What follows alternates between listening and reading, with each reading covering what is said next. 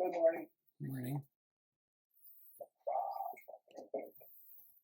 How is everyone today? Sleepy. I don't know how I am today. Okay.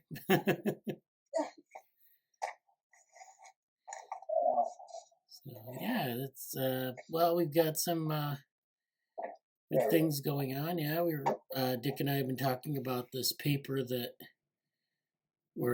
I've been working on a little bit, revising it from since you sent me that version. Oh, okay. And we'll see if we can. I know what we can do. I'll prepare some response and send it to you. I have another paper sent on time to the same journal for another special issue back in September, I think. I still haven't heard from them. Oh. Because all I heard is they didn't like my style. Right. With no hints about what they didn't like about it. Right. Well, like I said, the worst thing is that they say, we don't want it. So. Right. So we'll find someplace else. So I'm a member of Science 2.0. Are you familiar with that? I've heard of it. Oh, okay. I used to write for them years ago. And I made contact with the guy who runs it a month or two ago. So it could go in there, but it's not a journal. Right. Oh, that's like a blog, yeah. Yeah, it's like a blog. Right. Well, yeah, we'll see. I'll go over it, and then there is an astrobiology newsletter in India. I have no idea what their circulation is. Right. Since two of the authors are. Oh no, this is a different paper. I'm thinking another paper. Oh, okay. Okay. I'm having trouble with another journal. It was free if it was not open access until you get to the end of the submission, and then there's a page charge of over $1,200. Yeah. Okay. Yeah. That's a hello goodbye. Oh well, we'll see what happens. Yeah. So it looks like Jyothi, you've been working on the website, or you've been working on some pages with respect to the blog and things like that. Hello, Sushmanth. How are you? Hello. Hi. Hi. So yeah, Sushmanth has been involved in that as well. So did you want to give an update on that? Actually, the blog section which you have told we hosted, and last week you are coming with an idea of updating DevoZoo.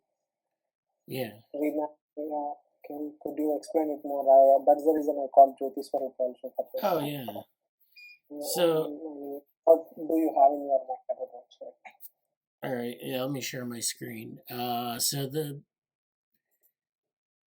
let's look at the way it is now. Yeah, it's nice.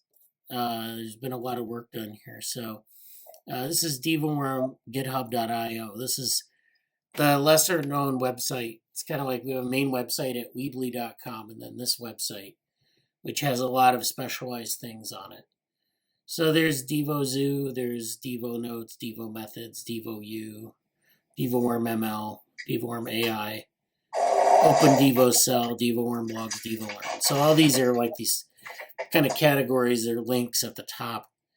I think this probably needs to be rethought anyways, but we did this DevoWorm ML course several years ago, and we have the materials here. DevoWorm U, I don't know if that's going to continue on.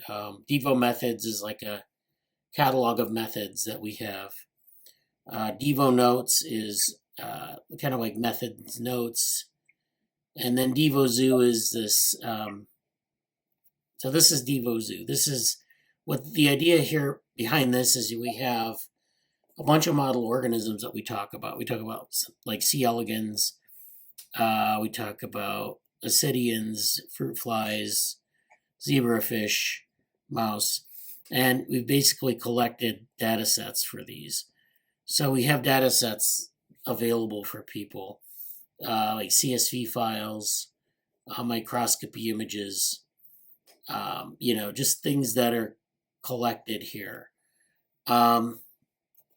The thing I wanted to do with this is maybe provide a little bit more, first of all, maybe more model organisms, but also more, just kind of more description of the model organism and some of the things that make them distinct.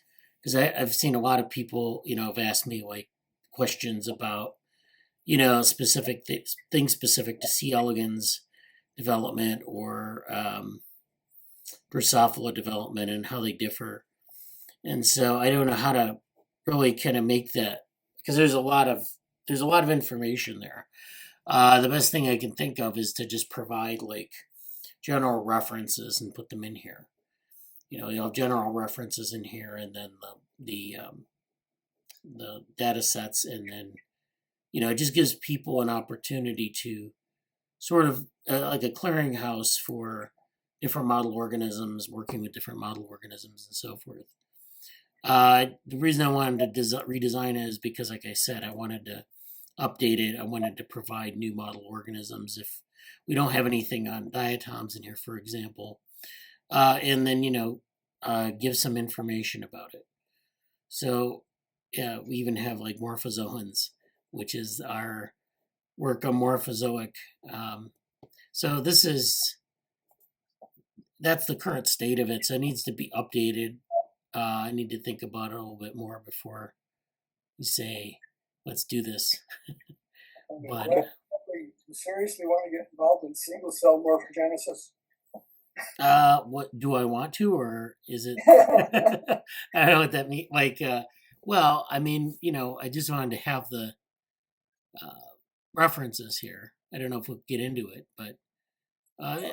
yeah. I mean, did you have something that you? Oh yeah, I've been working on diatoms for years. But Yeah. but the other organisms would be ciliates, for example. Okay. Oh yeah. Ciliates, rotifers have a lot of morphogenesis.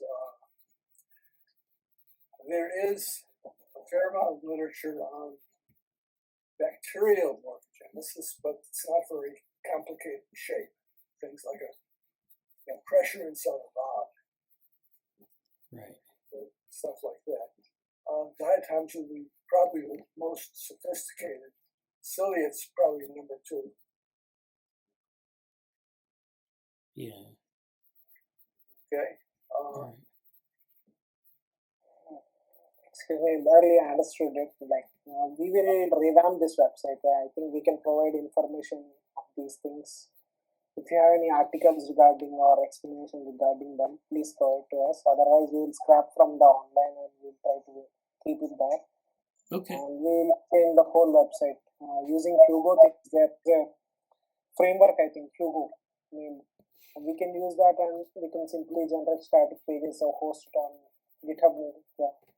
So DevoLearn is there, right? That we can host it on here itself. An explanation for every model organism, what the data set they represent, or microscopy images. This would be fine, I think so. Yeah. Okay. I think that's good. Bradly, the question of single cell morphogenesis has an old historical context.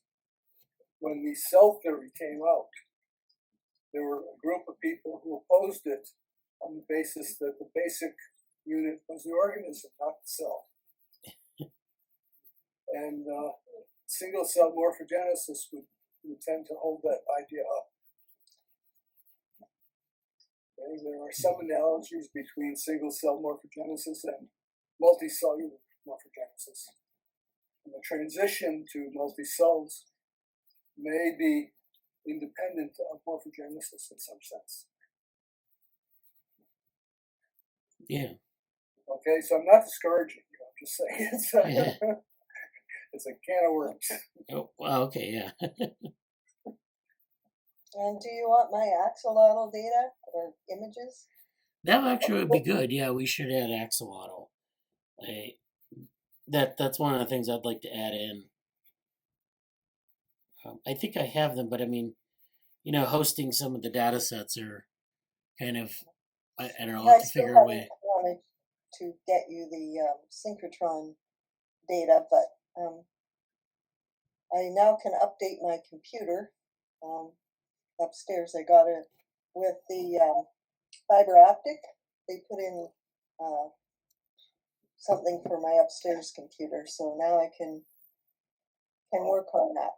Oh, this is for Oh, yeah, internet? good. Yeah, I didn't have internet before. Oh, okay. Okay. It's going to go nuts when I turn it on. Update! Anyway, yeah. So in And any, I tried to put two axolotls together, and yeah, they didn't do anything. Don't you know the tricks of it? Yeah, no, take them for a car ride. Right. Really hard. I didn't try that. But I can put poor Calgary in with the mail. Maybe that would work. And she looks egg bound. Is that dangerous for her? Like she's very. Oh, ask her that. Don't ask her that. No, ask Natalie. Oh well. I doubt it. But so anyways, that's, oh, the males have always been the problem with axolotls. yeah. Oh. So this is the Devo Zoo. That was the Devo Zoo. And actually, Jyothi and Sushmanth have been doing some good work putting like DevoWorm blogs up, for example. We have the blog posts. So we have a lot of blog posts that I've done on my blog and some other things that are more general updates. And they've, Sorry, that's not the thing. Okay. You can click on the posts up. We will remove that link actually. Can you go up? Not that one. Here, post is there, right? If we click on the post, we will get the. oh, like this. Okay, yeah. Yeah. Okay, yeah. So this is 23, 21, 20. And this is the GSOC work from Mayuk. So back then they had to do these weekly blog posts for GSOC. So these are the weekly blog posts, and they're kind of things that can point people to sort of explain different aspects of DevoLearn. Yeah, so this is just kind of going through this. And then these are DevoWorm blog posts. Actually, this is from from all years. So this goes back to like 2014. So there are a couple things here. Yeah, this should read like 2014 to 2023, maybe. Or I don't know if maybe it is 23. I know what it's doing. It's like this is a post for this year, and it's just kind of putting the whole thing under 23.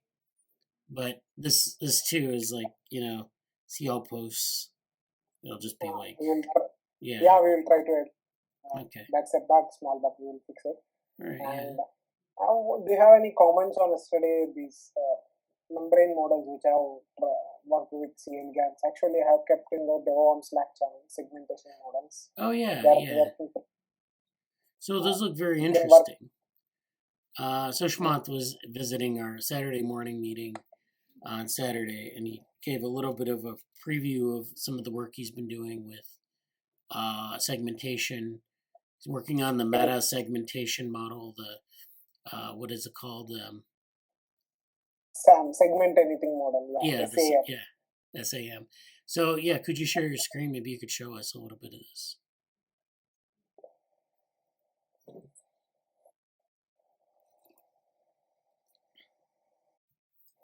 This is segment anything model. I could show you demo also on elegans. Okay. It's working so efficiently. I have worked on this thing. I ran code. This is actually Mayuk's idea to try segment anything model for segmentation, for instant segmentation mainly. and it is working. I have tried it on. I was trying out with C. elegans, and it is working pretty fine. I have wrote the code for it also to integrate it with DevoLearn. Actually, these are the segmentation results of it. It is working perfectly fine. Some of the data is missing, I think, but it is working fine. Here, collapsed cells also is segmenting properly. I think we can use it for.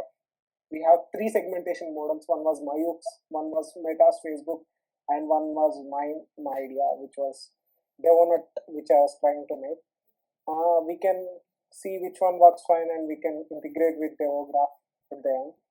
That's what I was thinking in my mind. Almost this work with the Meta model was completely completed. I just need to create a repo in DevoLearn and send my complete code in it, and that's what it. And the segmentation model is perfectly fine. We can easily integrate it with DevoLearn, and we can work with video data also. Okay. And it's not only working on C. elegans, it is working on different cells. Actually, DevoWorm works on different cells, I think. I tested with D. Mellingster and most cells also. Is segmenting properly. So we can create a instant segmentation model in DevoLearn, integrated with Meta's Facebook, and we can host it. This is just a demo from Meta Facebook web page, but we can integrate it into DevoLearn and host it in Hugging Face spaces also. A tool which can be used by anyone. So that's what is there in my mind. And for instant segmentation also, I found a toolkit which you have shared. Sorry. Yeah. This can be used actually. This is used for instant segmentation, this toolkit. If we give a PNG microscopy image from a disk, a grayscaler values are generated and all topological data analysis can be extracted from it. This is another thing I have been working on. Oh, so what is this? Let's go back to that. That looks really interesting. So TTK, what is this about? This is actually, you have shared a Twitter link to us in the DevoWorm channel. Okay. A topological toolkit. We can give a P here. You can see if we give a microscopy image of C. elegans, from it will extract all topological data analysis like depth time, instant segmentation of the model, birth time of cells, etc. etc. There are a lot of things we can use it. I think we can use this toolkit, and it is built on Python only, so we can easily integrate with DevoGraph also. Okay, Sushmanth, are the colors arbitrary? Hello? Are the colors arbitrary? Arbitrary means I don't know, sorry, can you elaborate it? How do you select the colors for the segmented cells? Okay, segmented cells. If a same cell was segmented from their mother cell, these two have the same color. You understand? Gotcha. I mean, that's the relation is there. Like, if the same color is there, they belong to same class. Okay. If a different color is there, they are different. But the color itself has no meaning. No. It just represents these cells belong from this cell. But starting onwards, it will give different colors on the different one. So that's it. Yeah. That's it. Those are my updates for this week. If you have any questions, could ask. Yeah, I was really interested in that discussion in the Slack channel. We had, of course, we had Himanshu put in the toolkit, and I didn't really get a good sense of, I mean, it's what it could be used for. I mean, I know it's useful, but I don't know how it would fit into the overall scheme of things. But then, we had this conversation about the segment anything model, and I think it was Jia Hong who mentioned that, it would be kind of an interesting way, I think, to get into some of the graph representations as well. So, yeah, I mean, it'll be interesting to see how that fits together. But I think the tools. Can you just repeat it, please? My network is breaking down. What was this? Sorry. Oh, this was the where like the Jia Hong was talking about how it could be used in terms of the graph representations. And then Himanshu, I think, provided the link to the TTK toolkit, which I hadn't really considered how it could fit into the overall scheme here, but I think it'll be an interesting addition. Actually, it is not a toolkit. They have shared some research papers regarding it, I think so. Himanshu shared about a TTK GitHub page, I think so. Nothing is there, just some README files are there, but there is no code in it. Okay. And they are just, it's something like some start of work of topological toolkit. He was working with some professor, I think so. It's not a toolkit. Actually, the toolkit which you have shared was the perfect one to get topological data analysis on the data. Oh, okay. Yeah, I will provide the link. We can use it perfectly. Actually, I have run through the tests also in my local machine. It is working fine. It is extracting instant segmentation, birth time, number of cells, etc. Okay, yeah. Yeah, so this, let's see. So let me share my screen.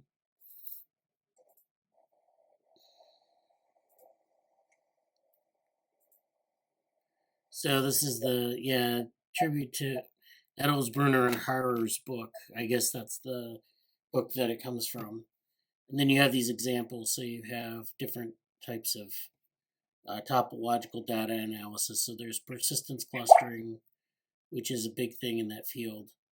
There are tectonic puzzles, time tracking, uncertain starting vortex, Morris persistence, Morris-Smalley quadrangulation. So yeah, I mean, these are just like examples, I guess, where this is the tectonic puzzle, where it's like the surface of a planet and you're trying to find the fault lines. Actually, that would be a good thing to look at for certain aspects of development. We did a paper on fracking in development, where there's like this water pressure that builds up between cells. So that's an interesting application. But I guess they don't give like the actual code. They kind of talk about, well, they use ParaView here, which is, I guess, a platform that they have functions for. So the functions they just kind of like go over how to do that. I guess they have Python code here for some of them. I don't know. It's always a challenge to like fit the Python code into what you're trying to do. So, but yeah, they have different examples, and they're very generic. But I think we can use a lot of this, or at least some of it. I mean, we have to be kind of targeted, but yeah, I think that's a really good set of. Actually, I mean, we can use this toolkit. Can just a minute? I'll share my screen. Okay, yeah, go ahead. Actually, this thing is meant for only microscopy in image. This complete code which is there, right? Right. This code is meant for microscopy image only. If we give an input to microscopy, some changes are needed to make. Some bugs are coming out while we are running this. But we can extract the topological data analysis and cross-verify. Actually, this is just not giving the birth time or all these things, but it is also giving the instant segmentation of the cells. So we can cross-verify our DevoLearn model and this one to extract more, cross-verify it. Okay. And I mean, this toolkit, especially this one, examples tribute, it is mainly meant for microscopy images only. And this is the persistent diagram clustering. This is meant for, let me see, this is meant for some cells, nucleus stuff. But this one, which is there, it is meant for microscopy image, is to extract those kind of data. Actually, everything is different. It is not related to each other. Right. The tectonic plates thing is like, if you give something data related to Earth scanning images, it will generate the topological data analysis of that one. Yeah. If we give here a microscopy image here, it will generate the topo TDA data for this thing. So that's it. That is it. How it works. It's interesting. COMSOL has a whole section, I guess you'd call it, on plate tectonics and that sort of thing.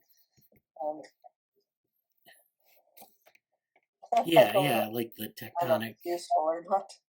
Well, yeah, like I said, there is that aspect of like modeling pressure between cells as like this tectonic activity. So, and some of the physical forces between cells too. I don't know. I don't know how you would actually make that happen as an analysis, but The sheets of cells, they slip under each other. I don't know. well, I don't know how they like. I don't know how they actually do this tectonic analysis, but Okay, I think there's a gadfly who to the to the earthquake community, who thinks that there are waves that go through the earth and trigger off bunches of earthquakes. oh, Okay, yeah, it might be interesting to take his data and try to analyze it, but you don't see the wave; you only see the results of the waves. yeah, He presumes. Okay, yeah. Is that the fellow with the aligned planets? I'm not sure. I don't know who he is. I think I've seen what he was trying to say. There are a set of blogs which glorify themselves by saying they're against standard science. So, which doesn't mean they're wrong. So, I think the other thing that I wanted to bring up about the Slack channel was that I think Jia Hong also mentioned that there was that last year when they were doing the graph neural network stuff, they were trying to figure out how to extract video from the movies. So each frame is a certain amount of time, but of course there's the when you get the raw data, it's not perfectly aligned with any one part of development. So you have to kind of figure out what the time flow is. I mean, it's evenly sampled, but you have to figure out where it fits in. But he was saying that like some of the methods don't take each image, they don't take each frame independently. And so I don't know, I don't have the comment in front of me, but it was an interesting thing probably to follow up on in terms of analyzing movies. So you have, I don't know what, and sometimes you don't have to take it frame by frame for a movie. If you want to take a different sampling strategy for something like that, it's perfectly okay. It just you're going to have to think about sort of what the data look like. If there's a lot of change, if there's very little change going on for a number of frames, for example, it's okay to average over those or to just summarize those in some way, and then sample the ones where there are a lot of changes happening. And so, you're capturing the places where there's actually change going on in the image. So that's something to think about too with respect to analyzing like movie data. So you have multiple frames and having a time series of development. So I guess the one reason you might want to do that instead of taking every frame is because you want to minimize the amount of computational work done, and kind of maximize the information you're extracting. So, I mean, that's something else we might talk about too. It's probably a topic maybe for later in the summer, as we work on this. And a word about that. So GSOC results will come out tomorrow. So I think tomorrow.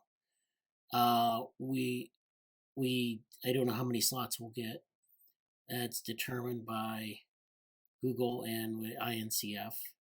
So they have to have slots available. And then INCF, has a number of projects other than ours that they'll be people will be competing for slots. So I don't know how many we'll get. Maybe we'll get all of them, probably not. I mean, last year we got a slot for everyone who applied, but that's probably not going to happen this year. We'll get, hopefully a couple of slots, and we'll see. And so I think you'll just be getting an email from, I think, Google, and they'll tell you whether you've been accepted or not. So that's all there. I just want to make sure people were aware of that. And so then once you get your acceptance, and even if you don't get your acceptance, we'll start our summer session.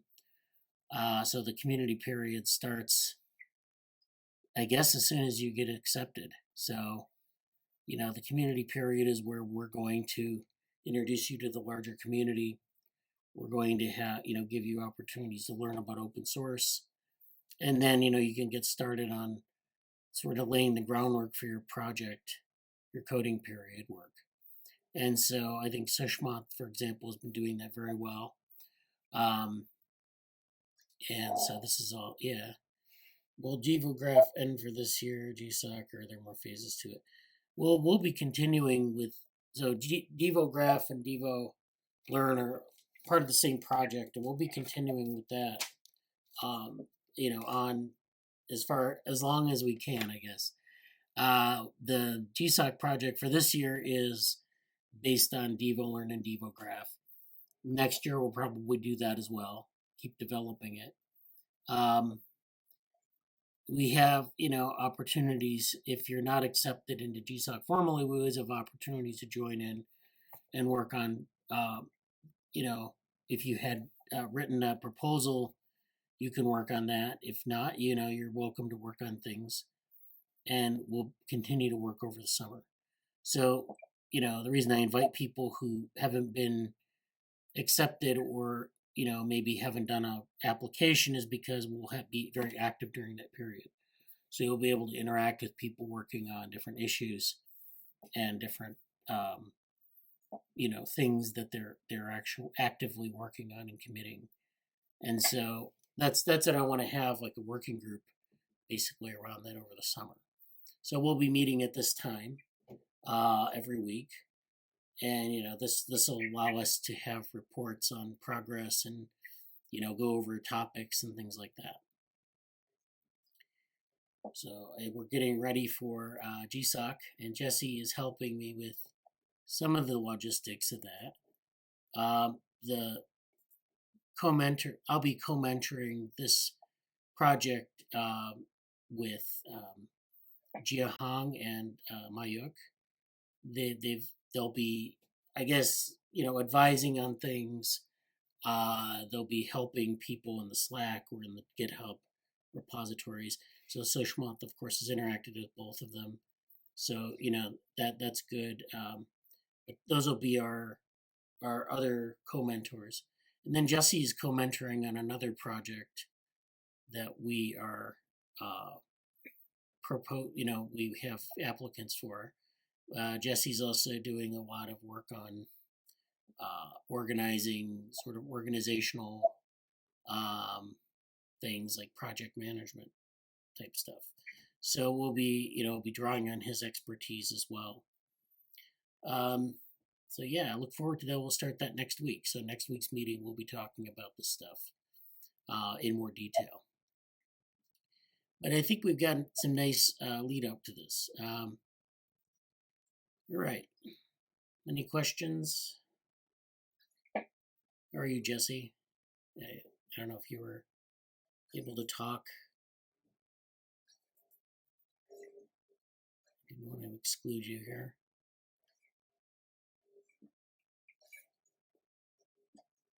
Okay. Yeah, you can just put something in the chat. Anyways, I have a couple of things to talk about today. I was going over the paper that Dick and I are working on with another co-author, and it's really, will we at least get a single slot this year? I think, yeah, we should get a single slot. I hope so. But yeah, we'll find out tomorrow, I guess. We usually get one slot at least, so I've never had it where I've not gotten anything. Yeah. So yeah, we've been working on this paper, and it there have been some changes made. We're responding to reviewer comments. And Dick mentions a person who is it's kind of what we're basing a lot of the stuff off of. So we're doing these experiments with like sort of spontaneous organization at the beginning of life, where you need a certain number of parts in place, and then you get the spontaneous generation of a living system. And so that idea goes back to this person here, who's Robert Shapiro. So this article is from Scientific American. Roger Shapiro, I think, published a lot of stuff on this earlier, or aside from this, in scientific journals. But this is from 2007, and this article is A Simpler Origin for Life.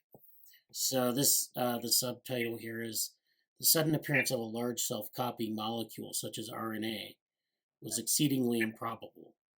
Energy-driven networks of small molecules afford better odds as the initiators of life. So this is where this person has, eschewed the RNA paradigm. And in fact, I think a lot of people have, for one reason or another. And so this is kind of the perspective that we're coming from. I think the particular perspective we were coming from wasn't really well stated in the original paper. So it's, I think it's good to kind of frame where the paper stands in that debate, although maybe that gets you into more trouble. I'm not really sure. So this is extraordinary discoveries inspire extraordinary claims. Thus, James Watson reported that immediately after they have uncovered the structure of DNA, Francis Crick winged into the Eagle Pub, which is a pub where they, to tell everyone within hearing that we had discovered the secret of life. So when they were working on this, Francis Crick goes into a pub and, starts bragging about discovering the secret of life. Their structure, an elegant double helix, almost merited such enthusiasm. Its proportions permitted information storage in a language in which 4 chemicals called bases played the same role as 26 letters do in the English language. The information was stored in 2 long chains, each which specified the contents of its partner. The arrangement suggested a mechanism for reproduction, subsequently illustrated in many biochemistry texts. The 2 strands of DNA parted company as they are replicated. As they did so, the new DNA building blocks called nucleotides lined up along their separated strands and linked up. 2 double helices now existed in place of 1, each a replica of the original. So DNA, when it replicates, it divides, the 2 strands divide, replicate, and then form their own double helices. So you can replicate this double helix quite easily and replicate that structure of biochemical bases, and it gives you a code that is, it has mutations, but it's, the replication is highly reliable. Not so. Not so. I mean, it doesn't change in large. The PCR is based on that, but it fakes out after, 20 or so replications. Yeah. So it's not. Yeah. Eventually, it. Yeah. Okay. Yeah. All right. So the Watson-Crick structure triggered an avalanche of discoveries about the way in which living cells function today. These insights also stimulated speculations about life's origins. So this kind of goes through that. And then many different definitions of life have been proposed. Muller's remark would be in accord with what has been called the NASA definition of life. Life is a self-sustained chemical system capable of undergoing Darwinian evolution. So you have to have the self-sustaining aspect, the self-replicating aspect, and it has to be sustainable. So you get to life, and then life has to be perpetuated. And then it has to be able to undergo some sort of Darwinian evolution. So this is where you have natural selection, replication, mutation, and things that allow for variation to be selected on. Richard Dawkins elaborated on this image of the earliest living entity in his book, The Selfish Gene. At some point, a particularly remarkable molecule is formed by accident. We will call it the replicator. It may not have been the biggest or the most complex molecule around, but it had the extraordinary property of being able to create copies of itself. When Dawkins wrote these words 30 years ago, DNA was the most likely candidate for the role. But since then we've found several other replicators. So one of these might have been RNA. So DNA's replication cannot proceed without the assistance of a number of proteins. And so you need to have proteins to replicate DNA. And so early life probably didn't start at DNA because you didn't have the proteins there. Proteins like DNA are constructed by linking subunits, such as amino acids, to form a long chain. Cells employ 20 of these building blocks in the proteins that they make, affording a variety of products capable of performing many different tasks. So proteins are doing all sorts of things in the cell, and they allow for these criterion of life, for sustaining life, but you have to get proteins. And so you can't start with DNA and then get to proteins without proteins already being there. The above account brings to mind the old riddle: which came first, the chicken or the egg? DNA holds the recipe for protein construction, yet that information cannot be retrieved or copied without the assistance of proteins themselves. So we don't know where proteins or DNA, which one came first. And so if proteins came first, then DNA, of course, didn't come first. So you need to build your model on, say, like some sort of proteomic approach. A possible solution appeared when attention shifted to a new champion, RNA. So RNA is like DNA in a sense. It has the kind of sequence of DNA. It has four. It's based on 4 nucleotides, but it plays many roles in our cells, and it also has the ability to fold into secondary structures like proteins, although not quite as complex as proteins, but it can form different types of secondary structures such as hairpins and folds and other things that are important for information processing. Certain RNAs carry information from DNA to structures, which themselves are largely built of other kinds of RNA that construct proteins. So RNAs sort of serve as a link between DNAs and proteins. RNAs, of course, come from DNAs, but RNAs could be, because they're based on these nucleotide building blocks, they could be sort of there in lieu of DNA. So actually, RNA can take on the form of a double helix that resembles DNA, or can be folded into a single strand, much like a protein. So it's very versatile. So this is for many scientists in the origin of life field, these shadows have lifted 2 decades earlier with the discovery of ribosomes, which are enzymes made of RNA. This chicken and egg riddle has appeared to have fallen into place. Life began with the appearance of the first RNA molecule. Okay, so this is something that was proposed in 1986, the RNA World hypothesis. And in this vision, the first self-replicating RNA that emerged from non-living matter carried out the functions now executed by RNA, DNA, and proteins. And so there are a number of other clues that this might have been the case. And then the hypothesis that life began with RNA was presented as a likely reality rather than speculation. Yet the clues I have cited only support the weaker conclusion that RNA preceded DNA and proteins. They provide no information about the origin of life itself, which may have involved stages prior to the RNA world, in which other living entities ruled supreme. Just the same, and despite the difficulties I'll discuss in the next section, perhaps 2/3 of scientists publishing in the origin of life field still support the idea that life began with spontaneous formation of RNA, a related self-copying molecule. So this RNA world basically is like sort of resolves that riddle of what came first, the DNA or the protein, but there may have been something that set up the RNA world in turn, and which could be considered living. So that's where this is coming from. This heading, "The Soup Kettle is Empty," kind of talks about this, how RNA world doesn't really resolve this question of how did life actually start. It just kind of said, where does it started with RNA, but we don't really know how RNA got to be where it is. So people would, I guess, propose things like RNA clays and things like that.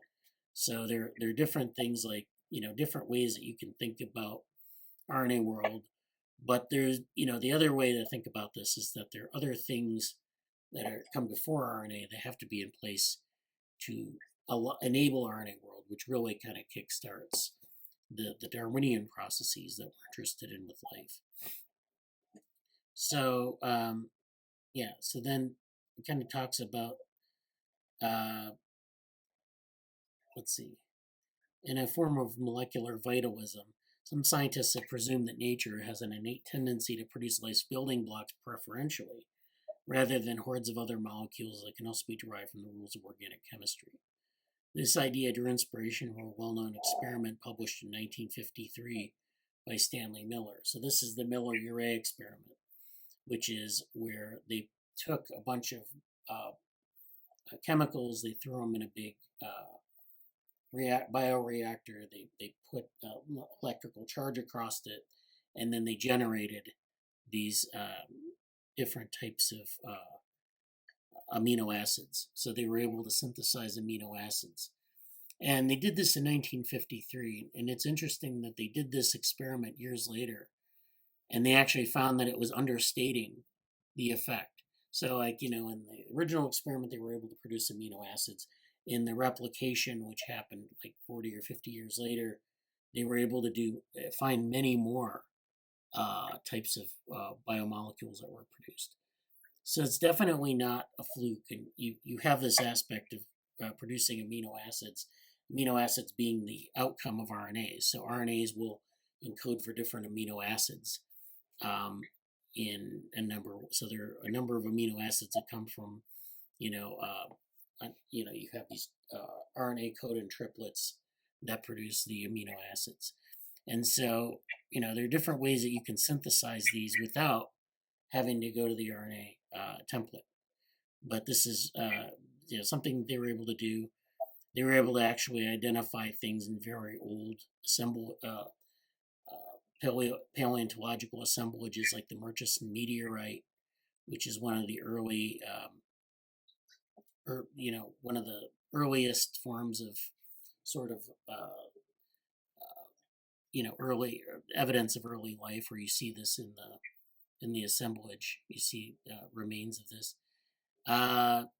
Nature has apparently been generous in providing a supply of these particular building blocks. By extrapolation of these results, some writers have presumed that all of life's building could be formed with ease in Miller-type experiments and are present in meteorites and other extraterrestrial bodies. This is not the case. And so this kind of goes on about a careful examination of the results that led scientists who conducted the work to a different conclusion. Inanimate nature has a bias towards the formation of molecules made of fewer rather than greater numbers of carbon atoms. And that shows no partiality in favor of creating the building blocks of our own kind of life. So this just kind of goes, through this aspect of early life. This is pre-RNA world. So this is basically the sort of the debate that I guess exists. I don't know what the state of the art is here, but this article is from 2007. So kind of there's this RNA world hypothesis where RNAs are sort of the origin of life. And then there's this idea of spontaneous generation of molecules, which is this earlier version. Bradly, a monkey wrench has been thrown into this. Okay, what? Are you familiar with the bringing back samples of the Ryugu asteroid? No, I've not heard of the outcome of that. Okay, the outcome. Right. It's got a strange spelling.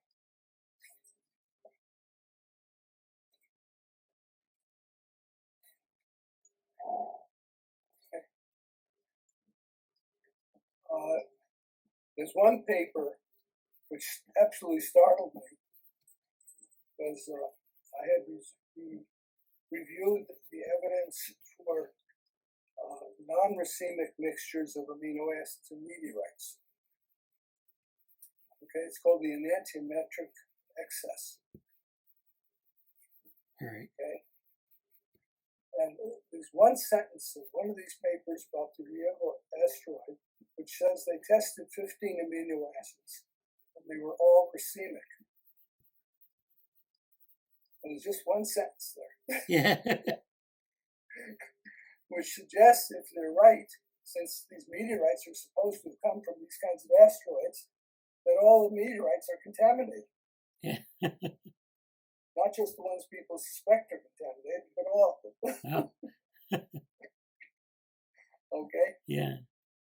So I'd say this observation on the Rio asteroid has completely opened the field. Okay. Yeah.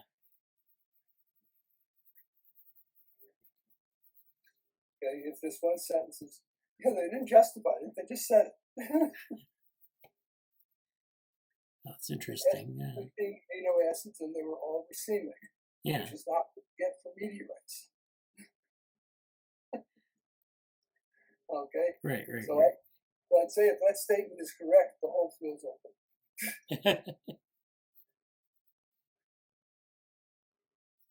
Because hidden in this discussion about RNA is the idea that it is a particular optical rotation.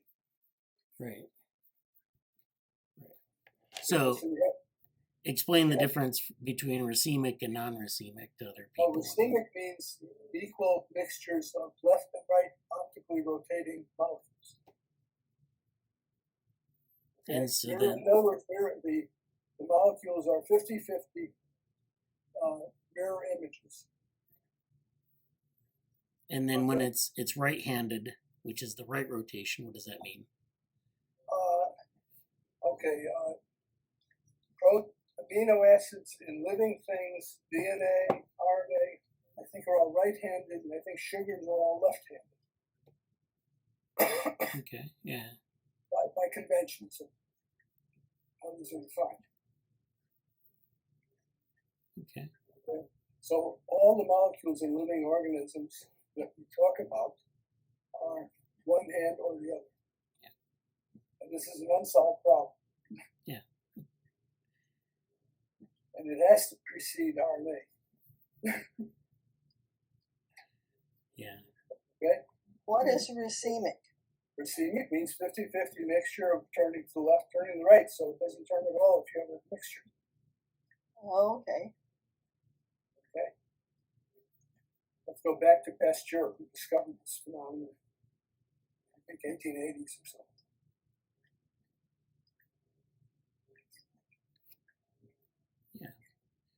Yeah, I think that's good. So yeah, that gives you kind of an idea of what the, and so the reviewers were, worried that like we didn't really address some of the things about like macromolecule assemblies and things like that. So I mean, I don't know how it might be addressed in the paper reviews, but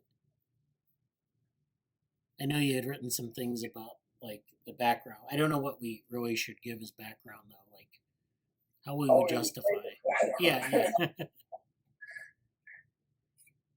The racemic concept does not typically apply to these small molecules like water and Right. ammonia and stuff like that. Okay. You have to have a carbon atom which has 4 different things attached to it. Yeah. Okay. So that's the typical structure of a molecule that has optical activity. Yeah. Okay. Well, I guess I have one more thing before we go. There's this interesting resource on bioengineering that I found. I thought it would be interesting for people. If you're interested in understanding bioengineering or having a reference, this is the Beginner's Guide to Mammalian Genetic Design. So there's been a lot of bioengineering in bacteria and in bacterial genomes. And this is kind of giving us sort of a window into how to, use the new technologies like CRISPR, which is where you can manipulate genes very specifically within cells. You can cut certain sequences out. You can put different sequences in, and using those kind of tools, along with AI, to design genes and proteins to make it easy to manipulate cells. So people have been able to do this with bacterial cells, so for a while. They've been able to do things like engineer E. coli to produce human insulin, or I think I talked about in another meeting where we have a really high ability to manipulate bacterial genomes to find minimal genomes, and then to boot up like specialized organisms that do things like clean up the environment, or they can have medical uses. So, but this is for mammalian cells. So mammalian genomes, of course, are much different than bacterial genomes. They're not circular. They have a lot more in terms of coding regions and regulatory regions and junk DNA and things like that you get that you have to sort of navigate and understand how to manipulate to get things to work. So this is so Asimov is a company, I guess, that creates tools for this. They have a guide to this. They're building a full stack platform for genetic design, including software to design and debug genetic systems, biophysical models to simulate cell processes, and tools to engineer living systems and measure molecules. So they're doing this sort of full stack approach. They're not just designing this, guidelines for using CRISPR. You'll need like some sort of AI probably to help you find the optimal sort of way to do this, because you're dealing with a lot of times you're dealing with pretty large genomes, and to know exactly where to make these inserts, it's important. But also you have these biophysical models that we need to simulate cell processes, so that the cell processes, we know what the outcome of the genetic manipulation is, and then other types of tools. So our goal is to make biology a true engineering discipline. We want biological engineering to be robust, reliable, and as accessible as electrical, software, and mechanical engineering. So that'll be interesting. There's this project called iGEM, which is where high school students will go and do these experiments, biological engineering experiments. And it's a competition that they have yearly. So this is kind of designed for iGEM, but this is useful if you're interested in just getting sort of an introduction to some of this, to this world. So, this is where you want to be able to build genetic parts and build, like, I guess the analogy to machines.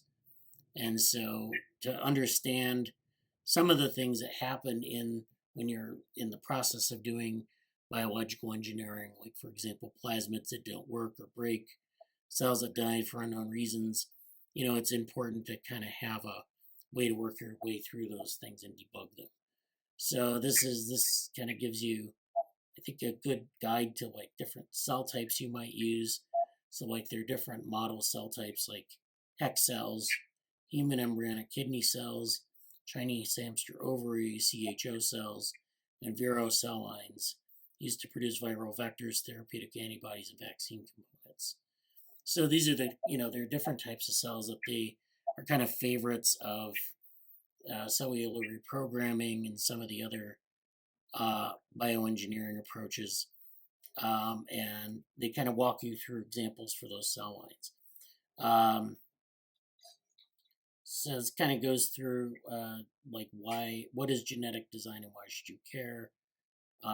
It tells you that basically, cellular functions arise from the expression of their genes. So a lot of these technologies are used to control control the expression of genes, which allows cells to do things. So that's what you're trying to do. We're trying to be able to create altered living cells in a way that's both reproducible and predictable. So you need design guidance to make that happen. And so this really kind of, I don't know, it's pretty long. Let's see. This just kind of goes through a very general introduction to this. So this talks about RNA polymerase 2, which shows you the production of proteins from DNA, and it just shows you the steps and how this works. So if you're engineering a cell, you need to know kind of the structure of the gene and the regulatory regions, but also the structure of the mRNA and then the protein through transcription, through these post-transcriptional modifications, translation, and then post-translational modifications, which aren't really shown here. But that's another step you get on the way to proteins. So there are a lot of different steps you need to consider, not just manipulating the DNA. So that's this goes through it in a lot of detail. It kind of gives you this idea of individual parts. So there's a parts list that you can make from cells, and it kind of go through this.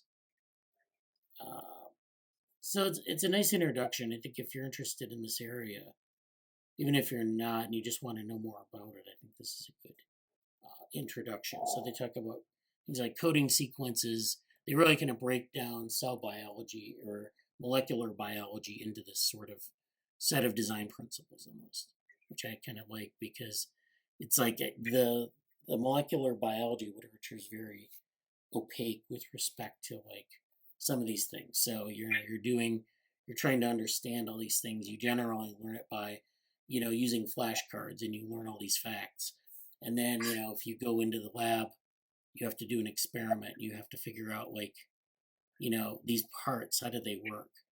And so a lot of that is just trial and error. But having a good guide to this in terms of design principles, I think is good.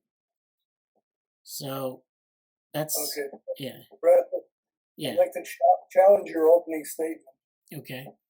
and that is that the mammalian or vertebrate genome is not circular. No, I didn't. I said the bacterial genome was circular. Yes, I know. Yes. You said the mammalian was not. Oh, well, there is a circular genome in the mammalian. Well, it may actually be physically circular. The evidence suggesting this is reviewed in our book. Put it in the chat. Oh, okay. Okay. Yeah. And they're called chromolinkers. And they seem okay. to be made of DNA. Right. And it puts the whole genome in a circle. Yeah. Maybe. Yeah. Unfortunately, the guy who discovered this got out of science. Oh, okay. Well, yeah, I would also add that mitochondrial DNA is also circular, and that's Of course, because it's a bacterial origin. Yeah. But I'm talking about the main genome. Right. Oh, yeah.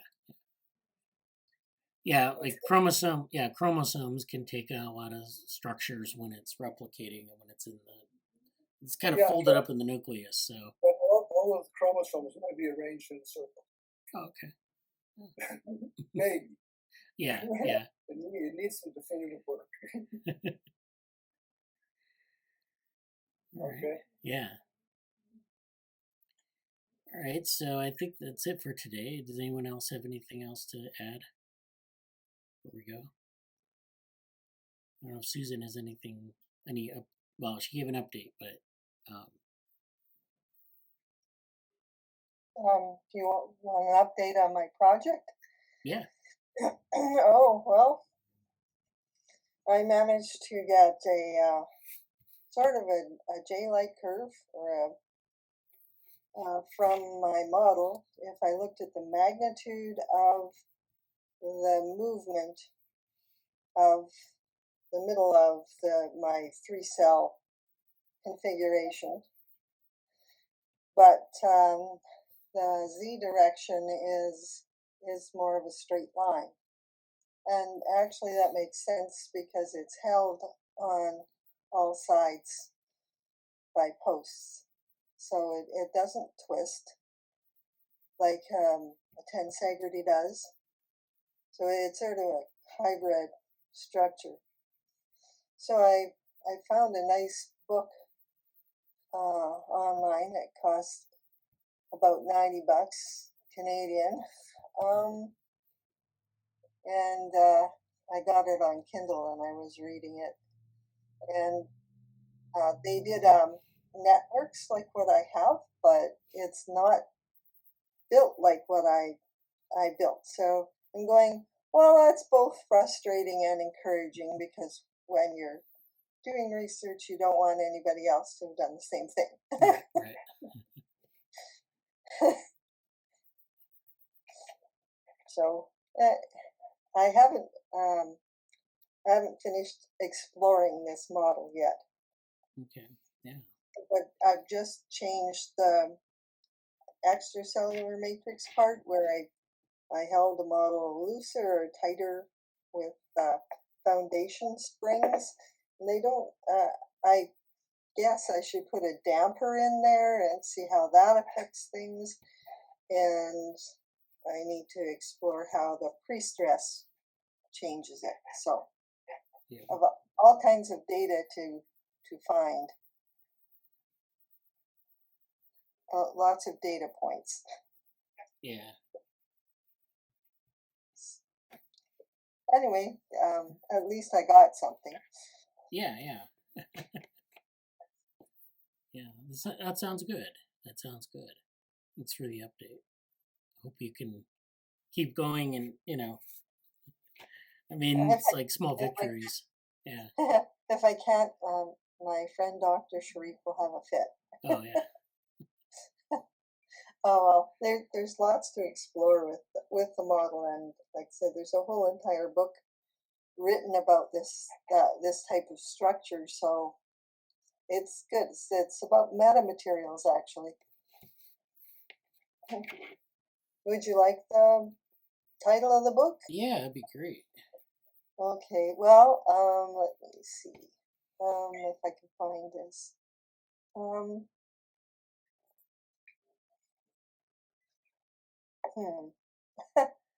Maybe I'll just send it. Oh, Yeah. there it is. Metamaterials. I have to open it. What are metamaterials? Metamaterials. Yeah. So here's the reference. And here's one of the first quotes that I had. But anyways, at least I can get you this partially. Okay. So where did I put everything? All right, I'll put it in here. There we go. Okay. Oh, high performance integrity inspired metamaterials and structures. I see. Yeah, CRC Press, and it's I think it's 2022 or 2023. Of course, my reference didn't say. That's not nice of it. I think if you just looked it up, it'll say. What are metamaterials? Just so you can 3D print. Oh, okay. Very interesting materials that actually, when you compress them, they shrink, and when you pull on them, they enlarge. Okay. Like their Poisson's ratio is opposite to what you'd think it should be. Yeah. They're intriguing. They're also, if you do them with electromagnetic fields, you can get cloaking devices. Wow. Okay. Yeah, they're an interesting thing to study, and I didn't realize I was doing this. I thought I was doing optical coherence tomography. But anyway, if they want me to look at metamaterials, I'll do it. You stumbled backwards into science fiction, apparently. Yeah, I did. Except you can actually make these things. Yeah.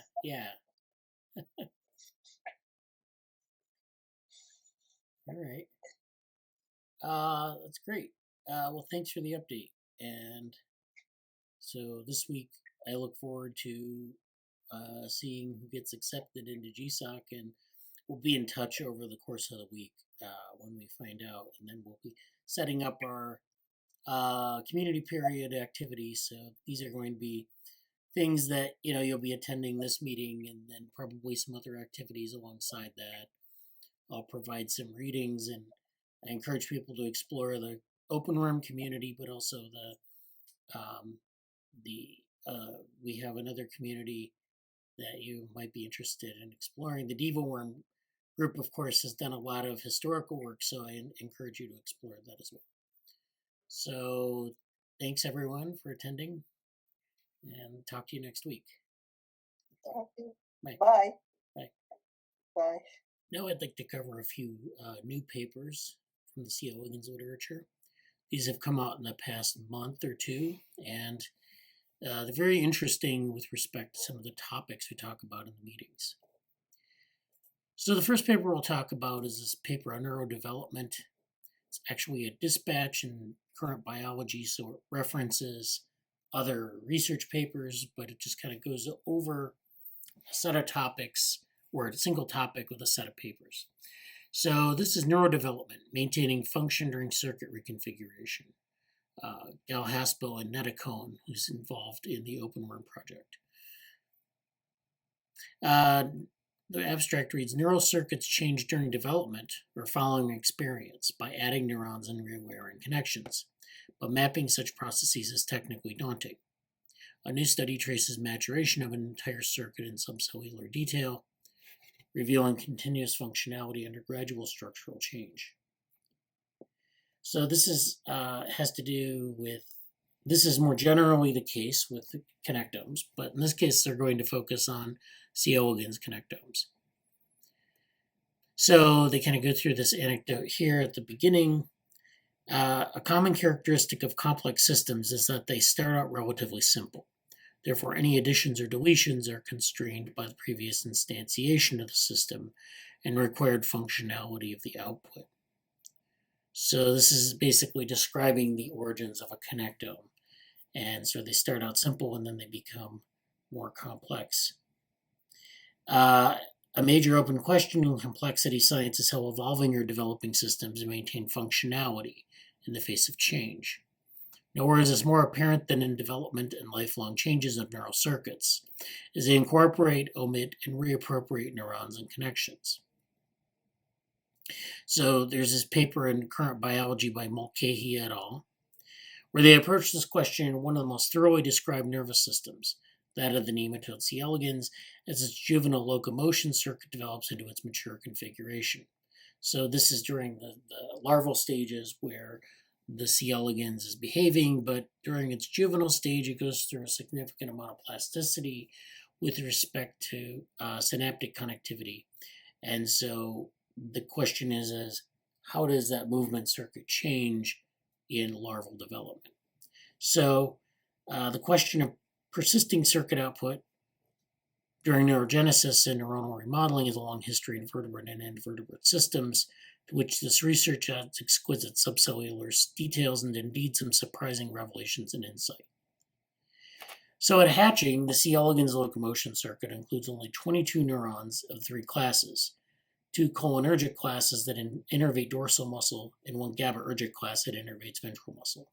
So they're starting at hatching. So this is right when the C. elegans hatches out of the egg and then goes into the stage, larval stage L1.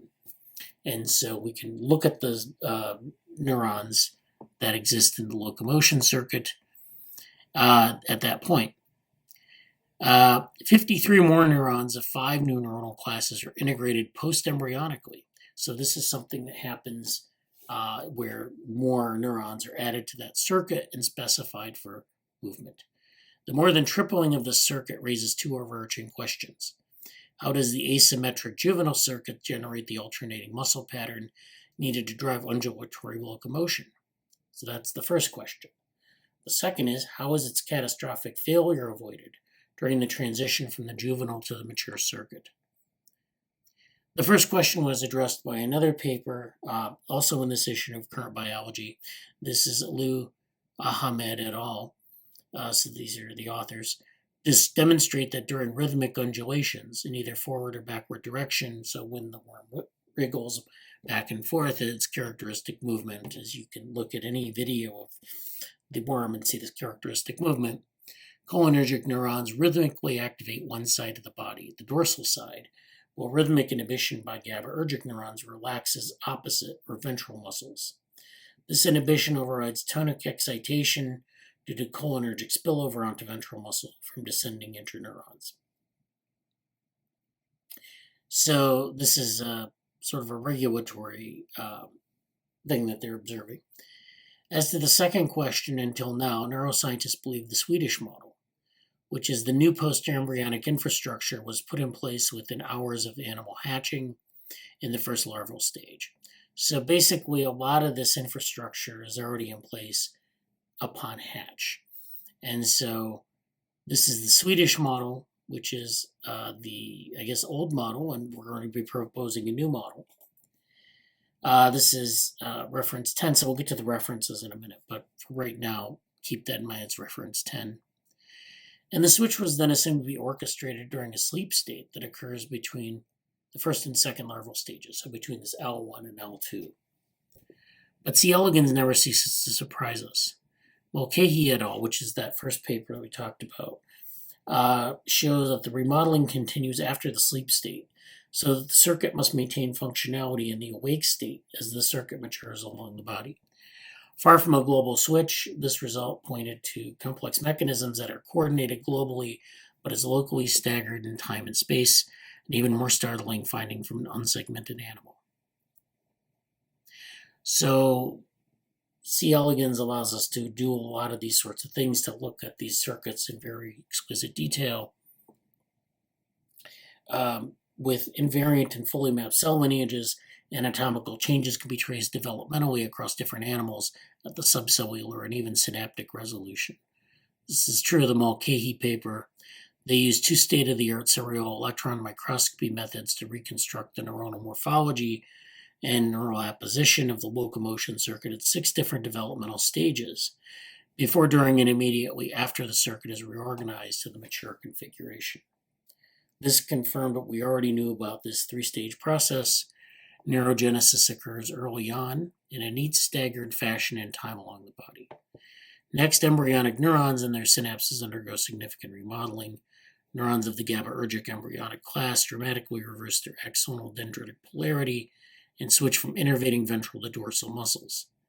Remodeling follows a similar spatiotemporal order from head to tail.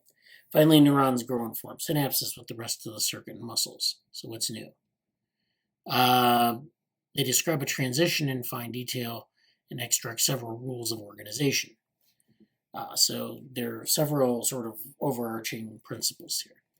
First, they describe the succession of developmental processes: neurogenesis, neurite growth, synaptic formation, synaptic pruning, in this order, as they occur sequentially and iteratively along the anterior-posterior axis from head to tail. So you have neurogenesis, which is the birth of neurons, neurite growth, which is the growth of the outgrowths of the neurons, synaptic, such as axons, and then synapses, synaptic formation themselves, and then synaptic pruning. So you get the cells, you get the growth, the things that connect the cells, and then you get synaptic formation, which is the formation of synapses, and then you get an overproduction of synapses, which can then be pruned depending on the context of the organism. This is known from mammalian neurogenesis and mammalian plasticity studies, and we see the same thing in C. elegans. Except in C. elegans, we have this anatomical spatial ordering from head to tail. The staggered transition implies a gradient of maturity corresponding to the different coexisting transitional states. Second, the process of neurite growth is hallmarked by a growth cone wrapping around future synaptic partners, other neurons, and non-normal tissue. These outgrowths then unwrap, leaving neural tracks in their place, reminiscent of intercellular communication during development in other systems. So this is where we set up these communication pathways in the nervous system. So this is a graphical summary of this.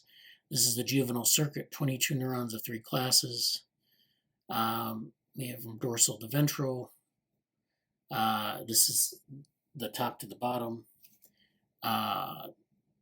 This is dorsal muscle and inhibitory neurons rhythmically excited by cholinergic neurons. So this dorsal ventral organization here is where it's producing these rhythmic movements. It's producing it in what the dorsal direction versus the ventral direction, and it's moving back and forth along that axis. So it's moving forward, it undulates in one direction, backwards, and undulates in another direction. Then there's this functioning transition where neurogenesis and incorporation of 53 neurons of 5 classes happens, and plus the remodeling of these existing 22 neurons of 3 classes. So you not only get new neurons added into this network, but remodeling of the old network. And then the mature circuit, 75 neurons of 8 classes. So now you get this mature state. You have dorsal muscles excited and inhibited by dorsal neuron classes, ventral muscles excited and inhibited by ventral neuron classes. So you're getting like specific neurons to specific parts of the anatomy, dorsal to ventral. So you can see that there's a specialization that occurs across larval development from L1 to L4. And then we finally get this mature circuit where it's coordinated with respect to each directional movement. So you can see that that's sort of summarized. So taken together, the new results unravel a transition from one functioning neural circuit configuration to another by gradual preparation at the subcellular scale, programmed and orchestrated structural transitions, and contaminant staggered switching of circuit activity, all without catastrophic failure. And the key here is that there's no intermediate failure. It all kind of works in its own, it sort of persists and it doesn't have to shut down and rewire and open back up again, like a carnival ride or something.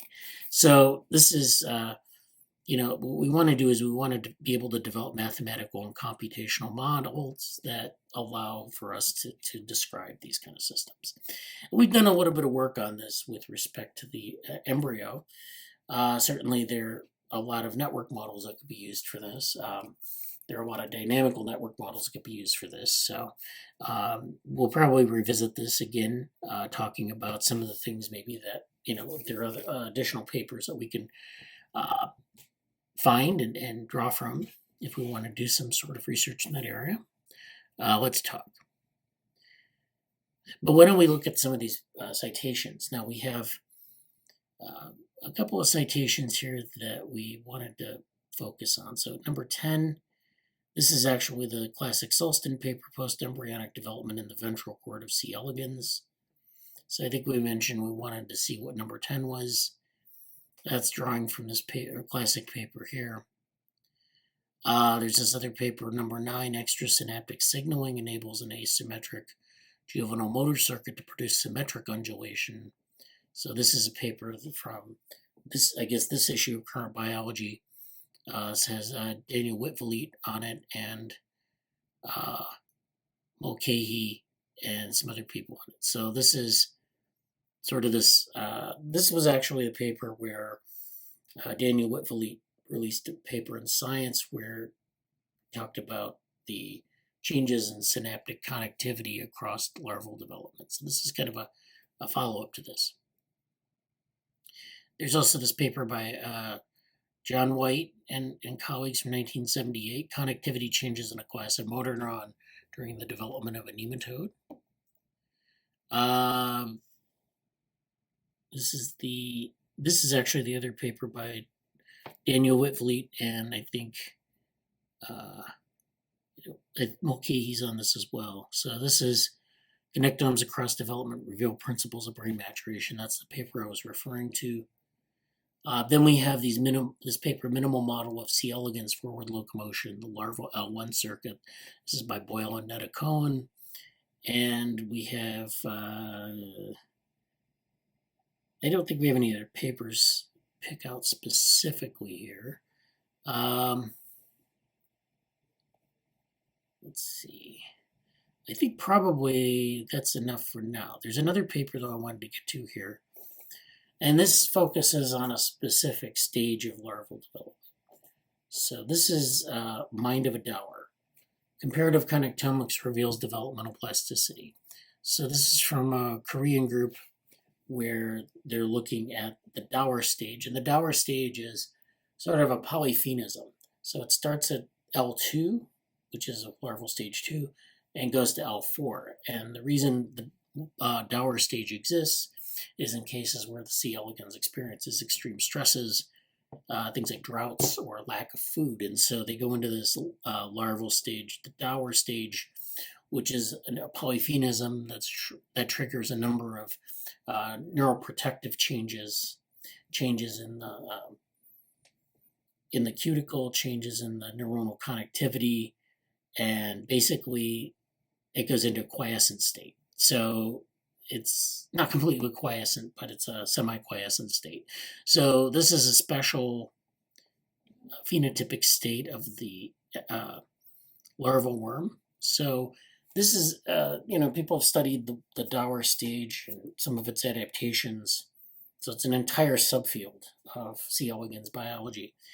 So this paper, and it gets kind of some of the specifics of what we saw in the last paper. So the abstract reads, a fundamental question in neurodevelopmental biology is how flexibly the nervous system can change during development. To address this question of developmental plasticity, we analyze the connectome of Dower, an alternative developmental stage of nematodes with physiological and behavioral characteristics remarkably distinct from other developmental stages. We reconstructed the complete chemical connectome of a Dower by manual volumetric construction and automated synapse detection using DevoLearn. While the basic architecture of the nervous system was preserved, there was also structural changes in neurons, large or small, that are closely associated with changes in the connectivity, some of which in turn evoke Dower-specific behaviors such as nictation. So this is their Dower-specific behaviors you can observe that are distinct from other C. elegans larval stage, of similar larval stages. Combining the connectome data and optogenetic experiments were enough to reveal Dower-specific neural connections for the Dower-specific behavior. So there are neural connections that are Dower-specific that translate to these behaviors. Graph theoretical analysis shows higher clustering of motor neurons and more feedback connections from motor to sensory neurons in the Dower connectome. So they did a graph theoretical analysis of the connectome, which is generally what you do, but to see where these connections, these feedback, in this case feedback connections and clustering of motor neurons occur. So they're changes that basically allow for the motor neurons to become more connected around hubs, I guess, and then have more feedback connections from motor to sensory neurons. So you're getting feedback from sensory and motor neurons in the connectome, suggesting that the Dower connectome allows a quick response to an ever-changing environment. So it allows it to pick up more environmental information and act on it more quickly. We suggest that the nervous system in the nematode, which can be extended to animals in general, have evolved to obtain the ability to respond to harsh environments by reversibly developing a connectome quantitatively and qualitatively differentiated from other developmental stages. So this is a specific stage in the sort of the connectome plasticity that you see in the larval stages. It's a polyphenism, which means it's very different from, say, the evolution of the motor circuit example that we saw earlier. And so the issue of Dowers goes back to when Sidney Brunner was starting to work with C. elegans, and he was the first person to champion C. elegans as a model organism. And one of the observations was that there's this Dower stage. So in this study, they characterized the connectome of the hermaphrodite and Dower nerve ring. So the nerve ring is where a lot of these changes happen in the Dower phenotype. The arborization of neural processes in the synapses are most dense here in comparison with connectomes of L1 to L4 in adult stages. So this is where you can see a lot of these changes happening. So we have, let's see if we have any images here. Sometimes they're at the end of the paper. So here's some images just to underscore what's going on. So this is the first, this is a map of what Dower looks like in terms of the life cycle. So you have this embryo, the L1 stage, the L2 stage. So the Dower polyphenism sort of happens right between L1 and L2. And if you go down this pathway, you go through L2, L3, and L4, which are just, where the worm grows and it starts, you get the changes that we saw in the last paper. In the Dower stage, it goes from L1 and it goes through the stage where there are a bunch of different adaptations, both phenotypic and connectomic, and then you end up at L4. So, it emerges in L4 and then it becomes an adult. So this is when it's exposed to an unfavorable environment. And so this is the volumetric reconstruction of the nerve ring. This is the wiring diagram of the nerve ring as a connectome. And then you can see that this is some of the imaging. You have this GFP stain that shows in the adult, in the L3 stage, in the adult stage. These are without, these are not Dower. This is a Dower stage where you get this this GFP, which is different from the adult in the L3, and then you have the post-Dower adult. So these changes actually maybe affect down the nerve cord here. So you see a little bit of a persistence at that adaptation in post-Dower adults, but not as much as you see during Dower with respect to comparing it to something like L3. You see L3, the adult, and Dower. You see these are different parts of the nerve ring, and then you have L3 adult and Dower. This is for URB. This is for RIH. So these are specific cells connected into that. So so this is showing the branches for URB neurons here, the branches for RIH neurons here. Okay, so it just shows the difference between the Dower stage and some of the other stages. This actually shows the completion of the Dower connectome. So now they have a Dower connectome. Basically, you have the Dower connectome. It's conserved with a lot of parts of the different stages of the larval connectome. So you have L1, you have L3, you have L1, L2, L3, L4. You have the adults, you have a couple of adult connectomes. Then you have the Dower specific connectome where there are 499. These are synaptic connections. They're stage conserved. They're common 317 connections. There are 31 that are lost in the Dower. There are 1995 total in the Dower. So you get this this variation.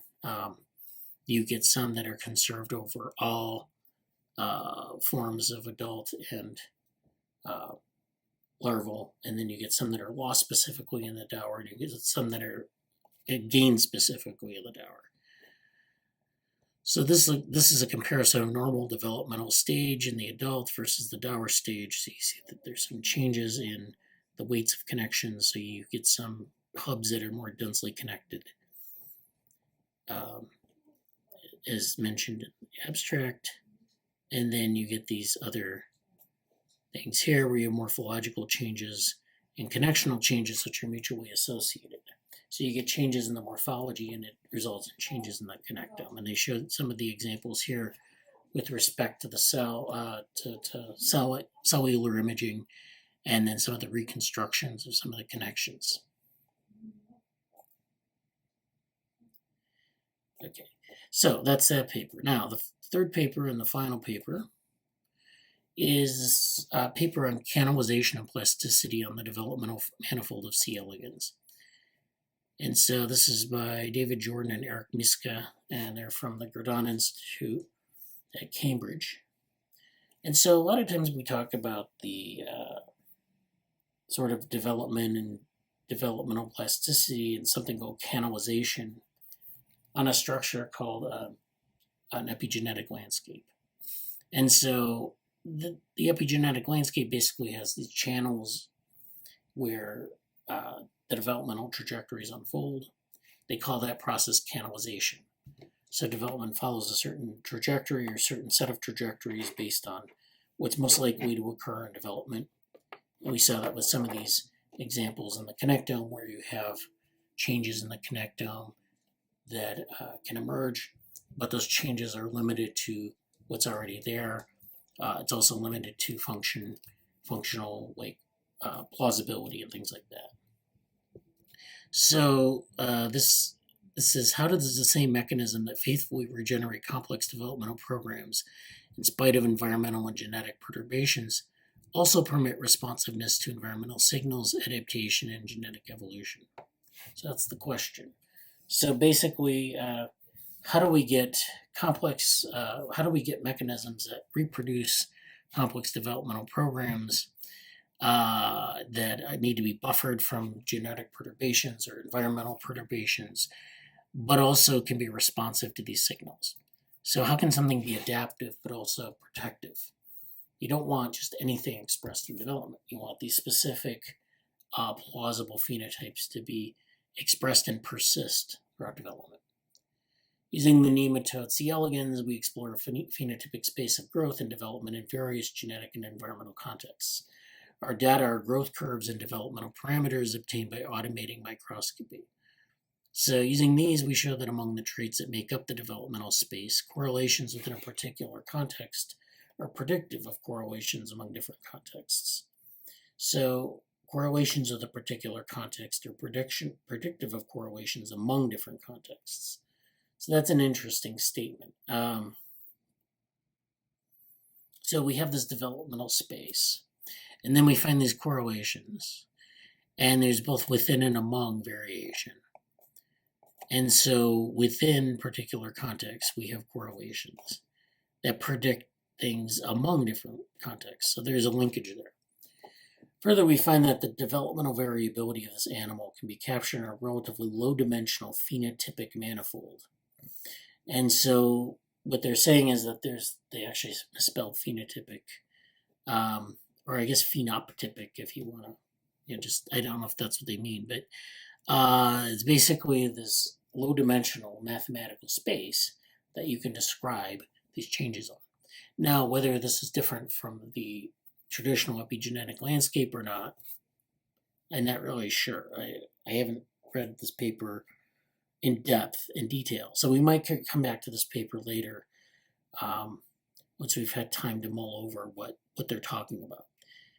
And that on this manifold, genetic and environmental contributions to plasticity can be deconvolved independently. So one of the problems you have with development is you have genetic factors, and then you have environmental factors. And those factors can often be commingled in a way that's hard to pull them apart. So in essence, you don't know which is responsible for what changes. So we can deconvolve them independently, perhaps, on one of these manifolds. It'll allow us to understand it. So that's how it kind of differs from the epigenetic landscape, because the epigenetic landscape is just a metaphor. It often can be modeled mathematically, but it doesn't allow you to pull out the genetic and environmental contributions. All right, so our perspective offers a new way of understanding the relationship between robustness and flexibility in complex systems, suggesting that projection and concentration of dimensional features can naturally align these forces as complementary rather than competing. So that's interesting. They have this different approach to this. Instead of using the typical epigenetic landscape, they have this this manifold approach. So they're interested in the robustness of development, which means that development is robust to perturbations, yet it's also adaptive. And so such robustness arises at many spatial and temporal scales.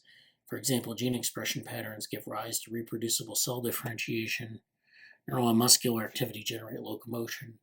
And interactions between individuals of different species give rise to surprisingly reproducible ecological dynamics. This robustness is called canalization, and the dynamics that are canalized are said to be homeoretic. So homeoretic and canalization. So while robust, these processes nevertheless allow for important variability. Stem cell populations generate diverse tissue types, and behavioral responses are diverse with respect to stimuli and cues, and populations adapt to changing environments. So we want to be able to characterize this. So robustness arises because most variations manifest as excitations onto relatively few phenotypic modes, and flexibility is permitted along these modes. So basically you have a lot of variation, but it's only really manifest in a couple of phenotypic modes as opposed to like a massive number. I mean, we have a massive amount of variation, but it's only restricted to a few phenotypic modes. And then the flexibility is permitted along these modes. So the modes can be somewhat variable, but you have these sort of archetypes that exist. And so you can take as an example facial diversity being generated from a combination of relatively few eigenfaces. So there's this concept where, you can take every expression and every type of face in the world, human face and human expressions, and output them into an algorithm and analyze them, and an output being the eigenface, which is a multi-dimensional reduction of all that variation into a few characteristic dimensions or eigenvectors, and then you have these eigenfaces, which are the eigenvectors that result. So this is basically the idea. You're using dimensionality reduction. You're using a PCA type approach to produce eigenfaces. The OpenWorm group actually worked on a paper a long time ago where they produced these eigenworms, or these eigenposes for C. elegans movements. So the C. elegans was moving around, and they were able to take images of these and characterize them as these eigenworms or I can't remember the term that was used, but it's the same principle there too. In this example of eigenfaces, though, the eigenfaces are modes of the system. Varying the weights of each mode can generate many diverse faces. However, even large variations in these weights are unlikely to produce non-face images. Low-dimensional representations of phenotypic diversity are ubiquitous in living systems. Variations in phenotypes tend to be a stable state during development, as have been successfully represented in low-dimensional phenotypic spaces called morphospaces. So there are morphospace approaches in the study of sort of morphologies, and especially with respect to evolution, where you have different phenotypes in different species. So like different species of birds, different beak shapes, those all can be boiled down to a morphospace. The morphospace is every possible combination of that shape and that phenotype, but you only see select phenotypes in that space that are actually manifest in organisms. Whether those are the highest fitness phenotypes, or whether those are just the phenotypes that result from evolutionary constraints, we don't really know. But we do know that these low-dimensional spaces can describe these limited number of states, which can, of course, exhibit variation, but they're, you don't get every single variant at a different frequency. You get this limited number of phenotypes. So additionally, while the dimensionality of dynamic, time-varying, and responsive phenotypes is more difficult to define rigorously, it has been shown in some cases to be low-dimensional. So this is like the crawling behavior of C. elegans, like we just discussed, and the neuronal dynamics that underlie it, the swimming behavior of both eukaryotic and prokaryotic single-cell organisms, and the transcriptional trajectories of cells during fate determination. So there are all these examples in the literature. Concentration and dimension may be an intrinsic property of systems, where robustness and control of the macroscopic observables are required, and may arise from constraints imposed by a steady-state growth, or trade-offs between phenotypic architectures suited for different tasks.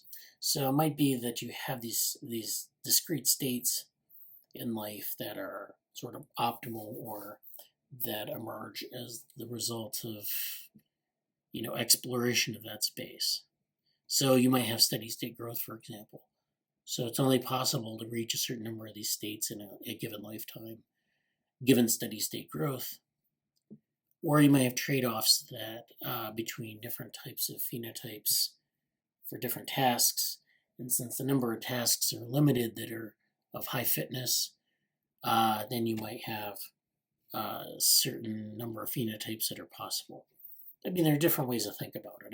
I don't want to emphasize that, all tasks aren't represented in, because it may be that a great number of tasks aren't necessarily of high fitness, but still get represented in a single phenotype. So there's this whole literature and trade-offs in evolution and development that are really interesting and probably play a role in some of this as well.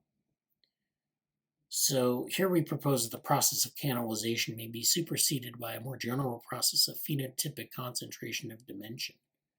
So this is where we have this concentration of dimension. So all the dimensions of the phenotype can be reduced down to only a few. So phenotypic variation can be explained by only a few factors, whereas it's tempting to think that it's a very complex process, that there are thousands of genes maybe in an organism. There are interactions between genes and environment, and then you get this very complex phenotype, which you would ostensibly think would have a lot of dimensions to it. In fact, it may be that you have very few dimensions to worry about. So that is, genetic networks evolve such that most variations will be projected onto a low-dimensional manifold, and that this in turn provides both canalization and phenotypic plasticity. This structure of the covariation is called phenotypic integration, and its geometric properties can be captured by a phenotypic manifold, which is this lower dimensional space.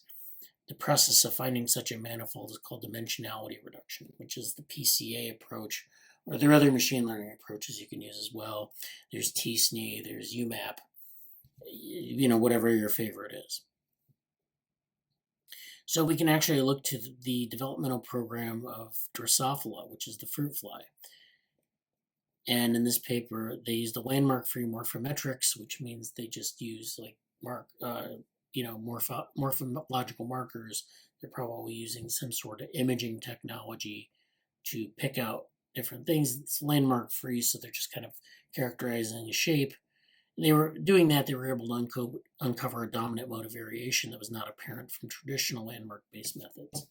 So depending on how you measure it, you can capture some of these traits, but at the end of the day, it becomes this low-dimensional space in the phenotype.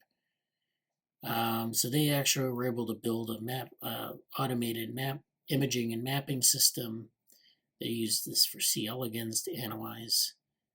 So here's C. elegans. Then I think they used some bacterial species as well in this analysis. And then they used this, so this looks like they used automated imaging here. So they were able to look at the embryo, from the embryo to hatch, through development, through these larval stages, and then where the adult is laying an egg of its own. So they're able to go through this entire life cycle. Then there's this time from hatching versus length. So they were able to characterize the length from, after hatch, post-hatch. They have these points here. They have the length in microns. This is time from hatching, length in microns. This kind of gives so that's what they say here. C is the full developmental time course of an animal from hatching to adulthood. The blue points show calculated length over time, with 10 specific points highlighted. D shows the length measurements in the computed logistic best fit curves from 3 examples of the time course. The parameters of each logistic fit are shown to the left, with each color corresponding with relevant data and curve. So this is like a sort of a computational prediction versus the actual data. This shows that you can characterize this using mathematical function. And so then they actually are able to build this reduced manifold. So for each growth curve, we have an independent measurement of the reproductive developmental time, TDEV, and the animal's length at this time, L, T laid, LDEV equals LDEV. So TDEV and LDEV, basically, developmental time and length at the time. We can use these additional parameters to rescale each growth curve. So we want to characterize this sort of logistic growth. Then we want to be able to use this to characterize low dimensional projections. So this shows more of this. This shows this in bacteria, just to show that this is, something that generalizes across species and that they're kind of calibrating it. this figure actually shows the relationship between genetic architecture, dimensionality, and the correlation structure of traits. So here you have this gene regulatory network where you have this regulatory element that turns on a gene. And we can use that to you can use those models to predict growth of the worm here. So we have these different low dimensional dimensions, and we can actually characterize the gene expression dynamics in the form of this function. So you get this within and between population variation. So you're able to map between the genotype, the gene expression networks, the gene regulatory networks, the phenotype, and then this manifold. And then you can characterize these in terms of this within and between sample, population sample. So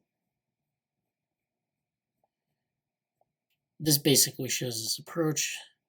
You have these developmental parameters that correlate with each population measured. The scatter plot shows z-scores of these parameters with respect to the conditions of mean and variance. So these are the z-scores here. So you're able to show the mean and variance around these functions.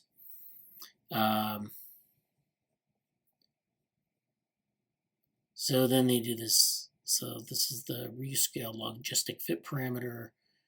Using genetic or environmental conditions as independent variables, they have this linear regression model which they use. And then, so they have these basically they're taking all the phenotypic variation and they're reducing it to these eigenfunctions.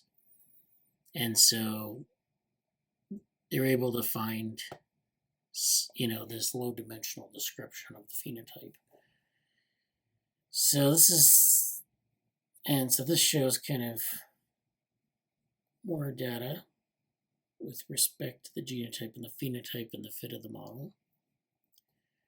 So I guess this was successful, and the take-home message here is basically that we can characterize a sort of canalization. We can characterize canalization with respect to developmental flexibility, which is this phenotypic variation.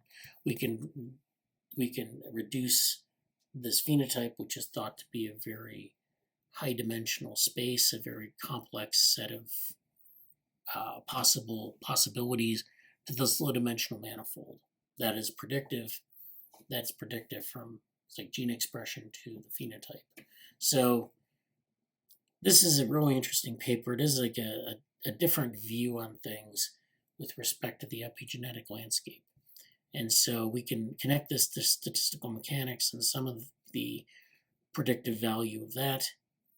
And so what they call a particular approach they call coarse graining, where the coarse graining of many interacting degrees of freedom, we can boil down to a few dominant modes that can be formulated precisely in terms of projection operators. And that's kind of what they're getting at here. So that's what they're comparing it to. So that's all I have for today. We'll revisit this last paper, especially in a future meeting. And I hope you learned something.